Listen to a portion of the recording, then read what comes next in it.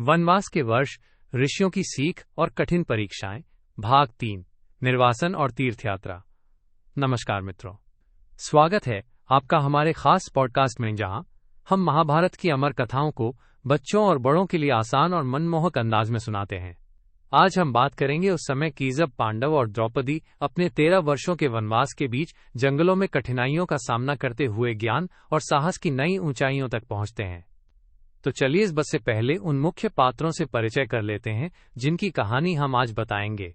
पांडव 5 भाई अर्जुन, भीम, युधिष्ठिर, नकुल और सहदेव माइनस, जो अपने जन्म से ही धर्म और न्याय के लिए समर्पित हैं। द्रौपदी उनकी बहन, जैसी उनकी पत्नी, जिनकी हिम्मत और धैर्य पूरे परिवार की रीढ़ की हड्डी है। ये सभी महाभारत के मुख्य नायक हैं, जिनका वनवास उनके जीवन का कठिनतम और सबसे महत्वपूर्ण अध्याय है। इस कहानी का समय वो है जब पांडवों को उनके राज्य से दूर जंगलों की तपती गर्मी और सर्दी में रहना पड़ता है। उनकी जगह कोई आरामदायक महल नहीं, बल्कि घने पेड़ों की छांव, डरावने जीव जंतु और अनजान रास्ते होते हैं। पर इस कठिनाई में भी वे अकेले नहीं थे।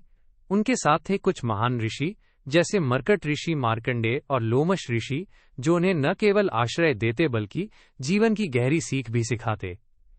तो आइए उस दौर की यात्रा शुरू करते हैं जब पांडव और द्रौपदी जंगलों में कदम रखते हैं।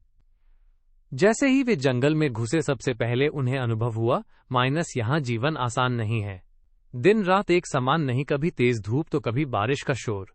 पर सबसे बड़ी चुनौती थी जंगल में रहने वाले असुरों और दैत्य राक्षसों का आतंक। ये जीव, जिन्हें अक्सर हम कहानियों में सुनते हैं, पांडवों के लिए हकीकत बनकर सामने थे। लेकिन इस कठिनाई की घड़ी में भी पांडवों की आस्था और धैर्य कम नहीं हुआ।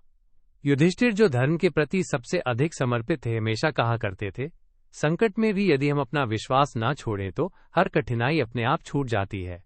यही विश्वास था जिसने पूरे परिवार को एक साथ जोड़े रखा। द्रौपदी, जो बाहर से कोमल दिखती थी, अंदर से बेहद मजबूत थीं। जब भी कोई मुश्किल आती, वे अपनी मुस्कान और हिम्मत से सभी को प्रेरित करतीं। एक बार जंगल के एक घने हिस्से में भीम को एक विशाल राक्षस ने घेर लिया। भीम, जो अपनी ताकत के लिए जाने जाते थे, ने बिना डर के उस राक्षस का सामना किया। और क्या कहें, भीम ने अपनी गदा से उस दानव को मार गिराया।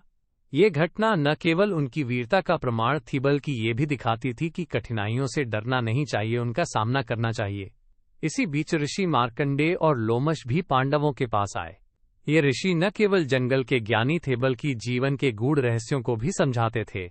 उन्होंने पांडवों को बताया कि कठिनाइयों में ही असली ज्ञान छुपा होता है।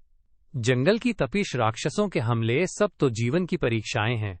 जो इन परीक्षाओं को धैर्य और विश्वास से पार कर जाता है, वही सच्चा विजेता होता है। ऋषि लोमश ने भी एक बार कहा था, जब मन असहाय लगे, जब रातें डरावनी लगने लगें, तब भी याद रखना कि हर अंधेरा सुबह की पहली किरण लेकर आता है। सच्चा साहस तो अंधेरे में भी उम्मीद देखना है। पांडव और द्रौपदी ने इन बातों को दिल से लगाया। वे समझ गए कि वनवास सिर्फ एक शारीरिक यातना नहीं, बल्कि एक आत्मिक यात्रा है। इस यात्रा में हर दिन कुछ नया सीखने को मिलता है और हर कठिनाई एक नया सबक। और सबसे बड़ी बात यह थी कि ये सब वे अकेले नहीं सह रहे थे। उनका जो परिवार था, वह एक दूसरे के दुख सुख में बराबर के साथी थे।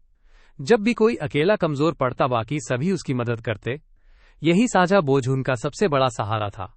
तो दोस्तों, इस भाग में हमने जाना कि कैसे पांडवों ने अपने वनवास के दौरान जंगल की कठोरताओं का सामना किया, कैसे द्रौपदी की हिम्मत पूरे परिवार को एकजुट रखती रही, और कैसे ऋषि मार्कंडेय व लोमश की शिक्षाएं उनके लिए जीवन की रोशनी बनी।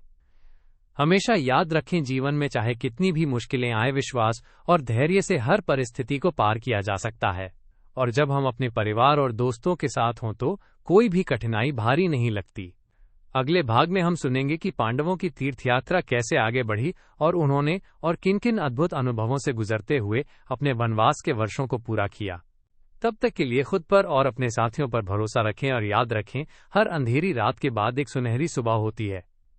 धन्यवाद, और फिर मिलेंगे एक नई कहानी के साथ। जय पांडव, जय धर्म।